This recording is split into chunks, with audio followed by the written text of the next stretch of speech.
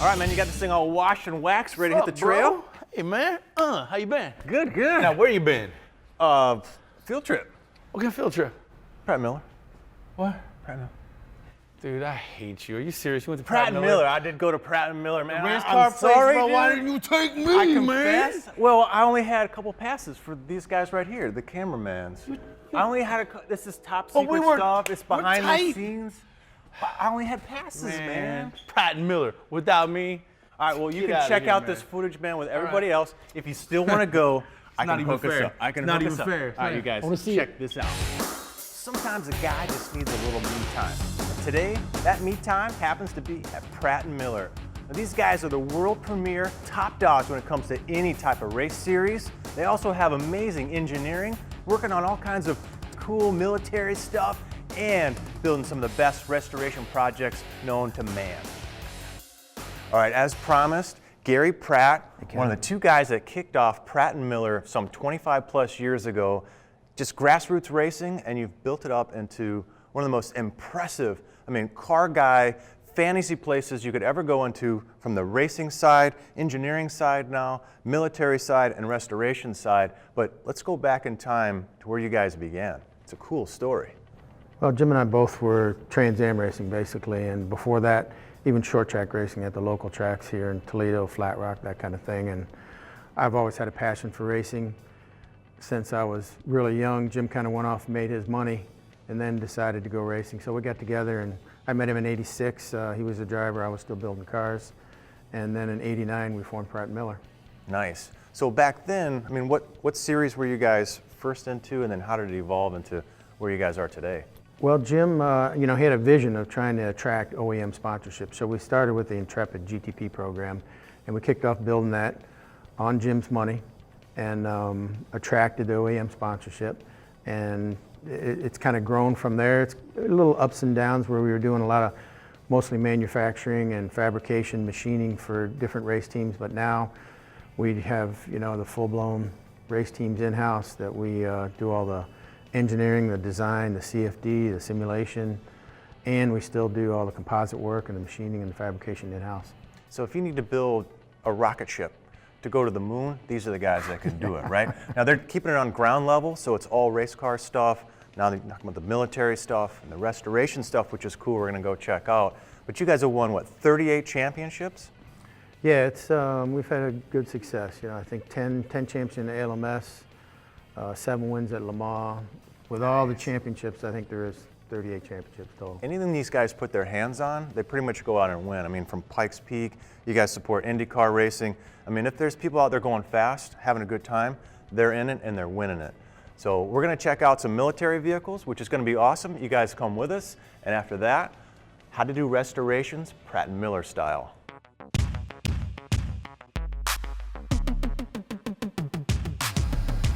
Now this is just a sneak peek of all the capability these guys have right here in-house. Everything from your standard manufacturing stuff, your mills, lathes, your welders, your professional fixtures for building a chassis from the ground up. These guys do everything right here except for the engines. Even things down here like the intake manifolds, carbon fiber mixed with complicated machining, all the engineering flows from upstairs right down here on the floor. You can build the whole car. Check this out. Yeah, perfect example, man. Really cool looking parts. I assume this is the intake manifold off for one of your race cars? Yep, for the 6-cylinder twin turbo. Nice. And I get the parts already done out of the composite shop and out of the machine shop. And I put them together with some aircraft glue, make sure they're all airtight, and then they're off for the engine build. Ready to go race. Ready to go race. Nice. All right, cool stuff. Let's check out some more. All right, quick little tour through the machine shop to show you some of the things that they can make right here in-house. This is one of the uprights right off the race car. This is the drive flan axle. You bolt your wheel onto here. Now this is pretty neat. It's a billet part, but it's made in multiple processes. So you have a wire EDM. So basically there's a wire that cuts out all the hollow parts. You can profile the outside, with a CNC, and then back on the lathe for the inside. This is just some of the capability they have for their race car programs. Imagine what you could do with restorations. We're gonna take a break. When we come right back, we're gonna show you some pretty awesome cars.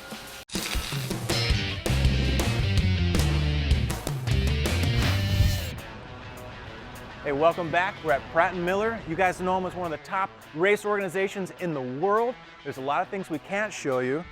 For instance, they're blocking my phone. I can't take any pictures, but somehow this guy right behind the camera can, because Brandon here is going to show us what we can show you. What do we look? This is not a race car, man. What's going on with this dude? Kevin, let me show you a few cool things we're working on. This is actually a Humvee. Many people have seen Humvees before. They've been around for nearly 30 years in the U.S. military's fleet.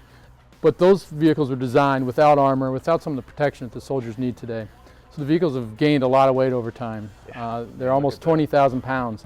So what we have here is a modernized Humvee.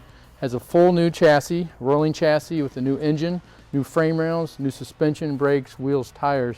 It actually slides under the existing Humvee body and actually just gets dropped right onto that new chassis. I kind of want to take that one for a drive, but I'm looking at this one over here. What's going on with this? Let me show you this vehicle, Kevin. It's super exciting. We partnered with Northrop Grumman. It's called the MAV-L.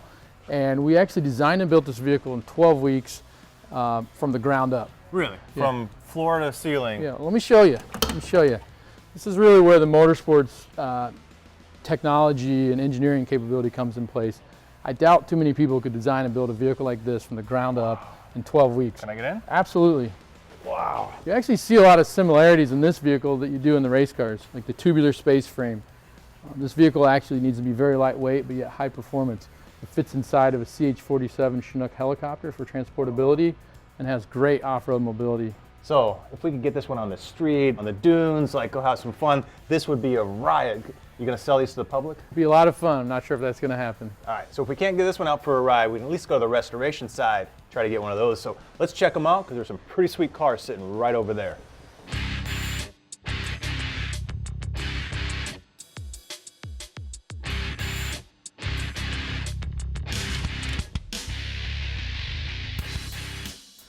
All right, now we're in the restoration side where we can show you everything. Dave Albright, good buddy of mine. We put a lot of miles together out there on the road, the shows. He runs this side here now. I see a lot of new cars since I've been here last. Yeah, there's been a lot of changes since you were here the last time. We've got a 69 Plymouth GTX that we're doing some wiring work on. We got a 55 Ford truck. We're doing vintage air conditioning for a guy. This is a 64 Corvette that we're in a complete body off restoration that we got in process. Nice. And we're just starting to reassemble 64 Pontiac Grand Prix. Yeah, this was a running car when we brought it in here, and we did a body off restoration on it. We're in the reassembly process right now. Cool, I can see it coming together nicely. Yeah. All right, I'll show these guys a couple of these cars and meet you over there. Perfect. Talk to you then. Cool. Yeah, this is one of my favorite rides. It's a buddy of mine, Keith Eccles. We rode a lot of miles the last couple power tours together, so I've seen this thing in action. LSA motor. Hey, man. How'd you do that? Hey, Kevin, how are You you, got a buddy? remote start on this thing? Exactly, man. You know, nothing but the best, right? Man, this is a great ride. What'd you say, 630 horsepower, give or take? Yeah, 73 Camaro, 630 horsepower, LSA supercharged engine inside. Nice. So this was, I think, your first build here at Pratt and Miller, right? That is correct. I initially brought the car here to Pratt and Miller's. It was a original numbers matching Z28. Brought it in for just some original carb tune-up work, and I ended with a complete frame-off restoration. I know the story, man. So 73, but you got the 70 split bumpers on there. Correct. Looks real nice. Dude, the workmanship on this thing, I mean, like I said, we put a lot of miles, so we've been duking it out on all kinds of back roads, freeways. This thing hauls the mail, dude. That is correct.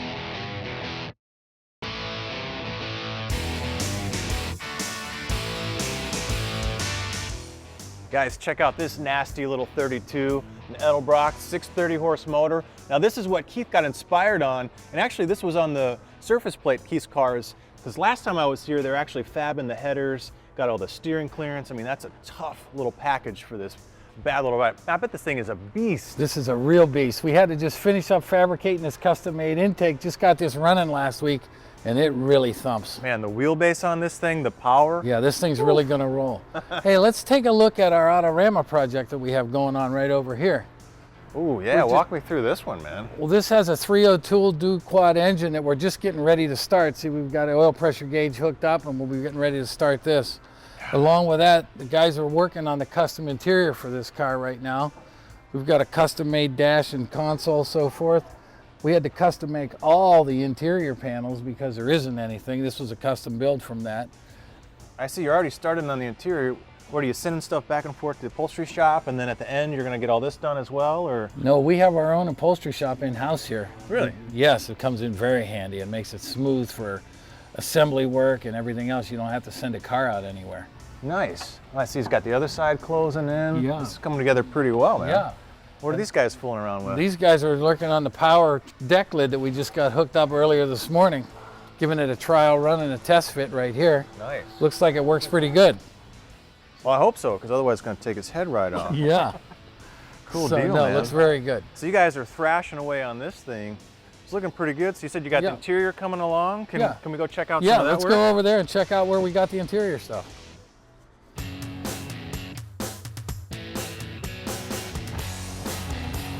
Here we are at our interior station right here, where we can do everything in-house for a customer. We have carpet samples, leather samples, we do custom-made interiors. Here's all our upholstery samples. So you got pretty much everything to just make it right on the spot. One of the things that happens for us is we love to be able to do everything in-house because we don't have to haul that car anymore, worry about damage. We can bring our customer in, they can see all the pieces with their car. We don't have to go to the interior shop. It's real great to have it all in-house. Well, this one looks like it's almost done, but I know that SEMA ride, because I saw it back in Vegas, is all done. So maybe we go check that one out. Yeah, let's go take a look at it. Well, look here, Kevin. Here's a completed interior of one we did here for our SEMA show. Custom everything, from door panels to matching steering wheel, steering column cover, all of the under dash panels. Yeah, this thing came out clean. So this is what, a 54? 54 Chevy truck. We also did custom gauges, and we turned the old clock into the dash right here into the tachometer. Yeah, that's right where it should be. Yeah, So you exactly. can bank some gears. Plus, this has all the modern amenities that a car has now. Power windows, powered door locks, nav, Bluetooth radio, Mood lighting. and it has paddle shift and electronic shifting control. God, this thing is unbelievable. Yeah, Yeah, show me the rest of this Let thing, me show man. you this custom bed cover that we had done, that we started to make out of an aluminum frame with a carbon composite honeycomb cover. Also, let me show you this one other feature that we have here, how we have to fill this truck. Look, there's the fuel fill. Nice, I like it. Show me the front, man. This thing Okay. looks so rad. We had made a custom grille where we added bumper ends onto the front here, where we put the turn signals in. This has a 55 Chevy front bumper. Well, what are these off of? Because this isn't factory, right? Yeah, these came off of a 68 Camaro bumper. We Frenched in the headlights. And then under the hood, we have a custom made radiator cover that we had custom designed, and then the engine cover's custom built. God, this thing is amazing, man. Yeah, no, this is Wow. So from the restoration side, modern build, this thing is mind-blowing, but there's still another mind-blowing set of cars right over there. Yeah. Can we go look at those? Yeah, let's go look at those. All right. For more information about anything you've seen in today's show, check out mavtv.com or visit our website at twoguysgarage.com.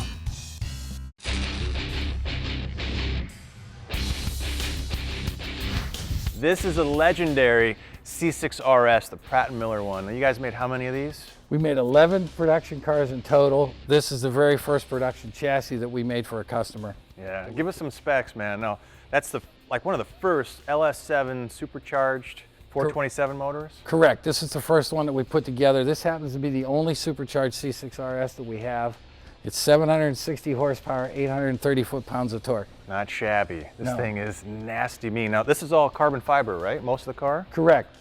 Everything's carbon fiber but the deck lid, the roof, and the two doors. Now, there's a famous guy that might own one of these, right? Yeah, we built the very first car for Jay Leno.